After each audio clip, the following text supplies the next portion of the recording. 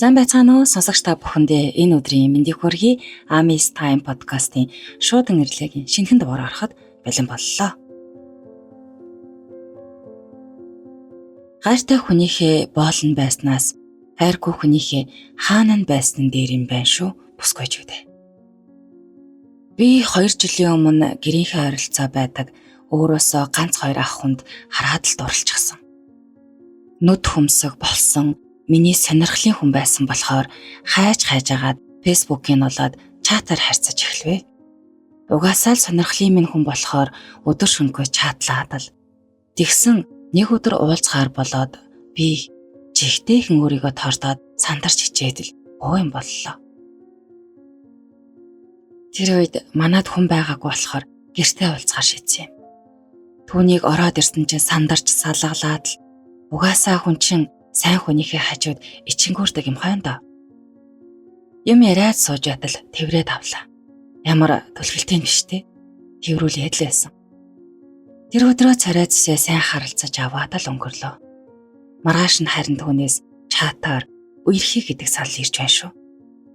Би гэж хүн чин жигтэйхэн баярлаад л угаасаа л тэр үгийг нь хүлээж байсан юм хойно. Шууд л зөвшөөрч гисэн. Анхны минь үерхэл болохоор хараа гэж дуудаж чадахгүй. Илээд хит хонсоо харахаар л эцсэн хിവэрэ.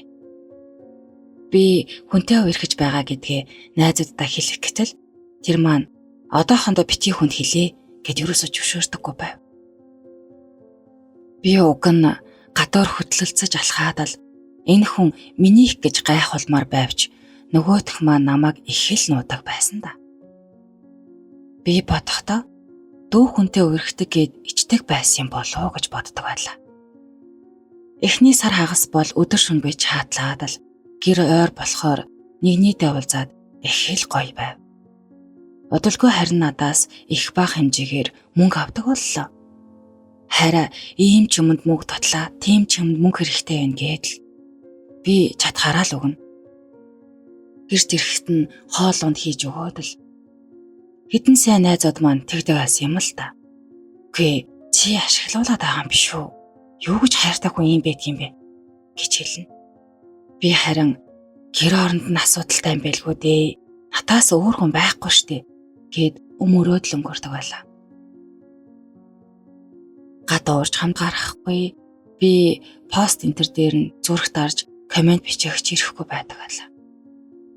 Нууц байлгах нь таалагдж байгаа юм байлгүй дээ гэд өөрийнх нь дураар л байгаад байлаа. Хамгийн айцтай нь би надаас холдчих вэ гэж боддог байсан юм. Ингээд 3 сар өнгөрсний дараа би чинь үерхэд ч байгаа юм шиг, үгүй ч юм шиг сонирн байна гэдгийг хэллээ л дээ. Угийн ийм байдалтай байгаад хар хүн залхаж эхэлдэг юм байлээ. Тэгсэн харин өдөөс за тэгвэл салъя гэдэл блок хийчихсэн. Гинэт тэгэж хайрлсан хүн тэгхээр маш их гомдно шүү дээ. Тэгээд л дахиад ийм хүн олдохгүй шүү дээ гэж бодоод толгойд өөр хинч бодогдохгүй. Тийм л их хайртай байсан болохоор эргээд гойж өөр юм болголоо. Буцаагаад л. Уг нь эмэгтэй хүн гойдоггүй бартам байх хэрэгтэй гэдэг ч үнэхээр хайртай бол бартам зам юу ч байхгүй болдго юм лээ. Ингээ бит хоёр хаяа шөнө орой нууцаар гарч уулзсан. Тэгээд гэртээ орж ирээд баригдаж загнуулж байгаа мөртлөө л уулзсан болохоор их л жаргалтай загнуулдаг байлаа гэрийнхэндээ. Би бүр жоохон мөртлөө л аль эрт тэдэн хүүхэдтэй болно, тэгэж амьдрна гэж ирээд өгөө төсөөлөд л хаяа бас хувцсыг нь угааж өгнө. Ингээ бодохоор нууц ихнэр шиг нь л байдаг байж. Ийм харилцаатай байсаар байгаад 5 сар өнгөрлөө. Нэг л мэдгээд өнгөрчихсөн. Тэр надад юр уцаа өгдөггүй байсан. Тэгснээ миний утсыг бол байнга шалгана. Би нэг өдөр уурлан байж утсыг нь аваад чат руу н ортол дүүрэн огтод. Би асуула. Үгүй эднэр чи юу юм бэ? Мэдээж хайртай хүнээ хартаж харамлан шүү дээ. Тэгэхээр өдөөс наадвал чин зүгээр л найзууд гэдэг байсан. Санамсаргүй нэг өдөр төрсөн ансаар өдрийг нь хэртэл фэйсбүүк руу орчихвоо. Тэгсэн юу вэ? Бараг хідэн ч найз охинтой юм гэмээр хідэн охтууд байна. Тэгээд би маш их гомдсон. Чин сэтгэлээсээ хайрлаж, итгэж байсан хүн тийм байхаар голдоо ортол гомдд юм лээ. Үүнээс нь болоод би хэд хоног харьцаагүй байж байтал уулзъя, ярилцъя гэхээр нь юу ч гэсэн сонсъё гэдээ уулзгаар болсон юм. Тэгсэн одоо зөвхөн чамд л хайртай өөр хүн надад байхгүй гэдэл баахал юм ярьж байна. Би чинь тэгээд их тэнэгээ. За гэдэл үгэнд нийтгээд найдчихсан. Тэгээд л би чинь хөөрсөндөө үерхдэг найз залуутай гэж яриад л харин нөгөөх маань намайг танихгүй хүн шиг. Тэгсэн мөртлөө мөнгө хэрэгтэй байна гэхээр нь өдрийнх нь хэрэглээний мөнгийг яаж иж байгааг хөөдөл. Хүнд тэгээд хайртай хүндээ бүхнээ харамгүй зориулдаг юм билээ. Нэг өдөр найзаас маань зураг ирвэ. Ороод хартал нөгөөх маань нэг охинтой зарим идчихсэн сууж байна. Би энэ хий юм бэ гэтэл манай хамаатны охин л гэж байна. Тэгэхээр нь би итгэхгүй. За тэгвэл би энэ охиныг чинь олоод та хоёр хамаат юм уу гэд асуучих уу? Гэтэл өөтөөс маш их уурлаад чи наад хүн лүгөө юм бичээд үзэрэй л гэж байна. Тэгээд над руу залгаад манай найз охин бид хоёр үргэж байгаа. Чи ойлгох байлгүй дээ. Тэгээд ер нь битээрт битгий саад болоорой гэдг юм байна. Би ч шоконд ороод маш их хуйлаад ингэж их итгэсэн хүн маань итгэл алдаж үнэхээр хэцүү байдалд орсон. Урам хугарч ямар ч итгэлгүй болсон доо.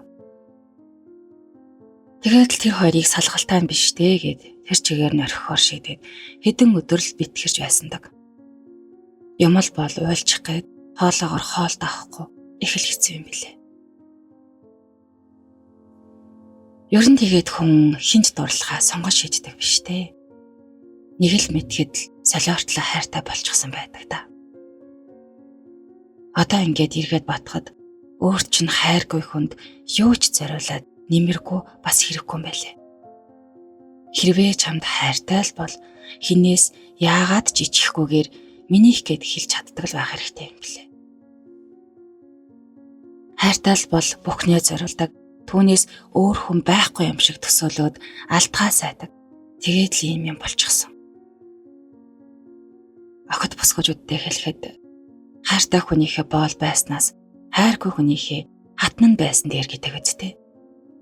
Хүн үнэхээр л хайртай бол хайртай хүн нь ямар ч хүн байсан хамаагүй чин сэтгэлээсээ хайрлаад л байдаг юм билээ. Хүнд дурлал гэдэг сайхан гоё гэсэн ч гэлээ бас үнэхээр хэцүү шүү. Хинд дурлах вэ гэдгээ сайн л бодож байгаараа охид минь. Хэмээгээд цагтлаа ундрсан байна. Ер нь ч тэгээд тийм дээ. Хүнээс сэтгэл гойно гэдэг чи өөрөө асар хэцүү. Хайр гэдэг зүйл чинь хилүүлдэггүйгээр, гуйлахгүйгээр цаанаасаа ундарч гарч идэх юм болов л гэж боддог тоо. За тэгээд та хэд манаас комент хэсэгт сэтгэлээ үлдээгээрэй. Энд хүрээд өнөөдрийнхөө дугаарыг өндөрлөе. Дараагийнхаа дугаараар иргэн баяртай уулзцгаая.